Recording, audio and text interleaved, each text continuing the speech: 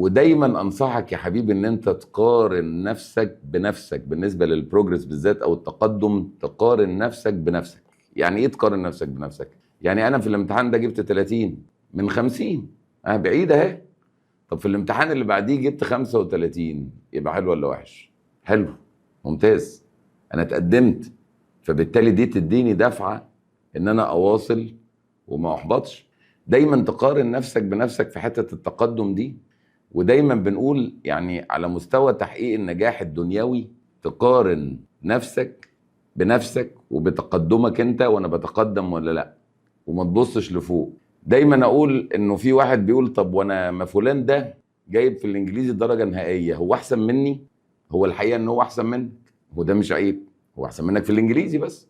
فبالتالي ممكن تكون انت احسن منه في الاحياء، ممكن تكون انت احسن منه في الكيمياء. فهنا مقارنتك بغيرك وانك تبص لفوق هتقطم وسطك. لكن انت قارن نفسك بنفسك، انا بتقدم ولا ما بتقدمش. واسأل نفسك سؤال: هل انت دخلت الامتحان ده بكامل طاقتك البدنية والذهنية؟ بمعنى هل ادائك فيه حقيقي ولا مش حقيقي؟ يعني ايه؟ يعني انت عندك امتحان، سواء امتحان اخر سنة او امتحان شهور حتى من اللي احنا بنمتحنها دي، هل انت دخلت الامتحان وانت نايم كويس بالليل؟ هل دخلت الامتحان وانت بدنيا جاهز ومستعد وذهنك صافي؟ ولا انت بتنط من درس لدرس لدرس لدرس ورحت تمتحن؟ يبقى بالتالي ادائك مش حقيقي، وبالتالي النتيجة بتاعتك لا تعبر عن مستواك الحقيقي. فالدرجة اللي انت جايبها دي مش هي مستواك الحقيقي. طيب يا مستر انا بقلق جدا لحسن الدرجة دي هي اللي اجيبها في اخر السنة. مش شرط خالص. ليه؟ وانا مش بقول لك كلام عشان اشجعك، انا بقول لك كلام بناء على خبرات سابقة وناس كانوا طول السنة بيكافحوا وبيناضلوا، وطول السنة بيجيب 30 و35 من 50 واخر السنة قفل. والله بس قفل ازاي؟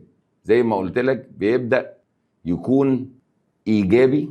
والايجابيه دي يعني دي نقطه مهمه جدا في الموضوع بتاع النهارده اللي احنا بنتكلم فيه. والكلام مش كلام على ورق بس. عاوز ارجع للنقطه الاول، تسال نفسك بقى السؤال اللي بعد كده: هل ده امتحان اخر السنه؟ يعني ده امتحان فاينل اللي هو التقييم اللي انا هتقيم عليه، ولا ده امتحان تعليمي؟ ما هو انت ليه بتمتحن اصلا كل شهر وكل اسبوع وكل اسبوعين؟ ما هو انت بتمتحن اصلا عشان تغلط، وعشان تكتشف نقط ضعفك، وعشان تشتغل عليها وتعمل اكشن بلان او تحط خطة عشان تطور من نفسك.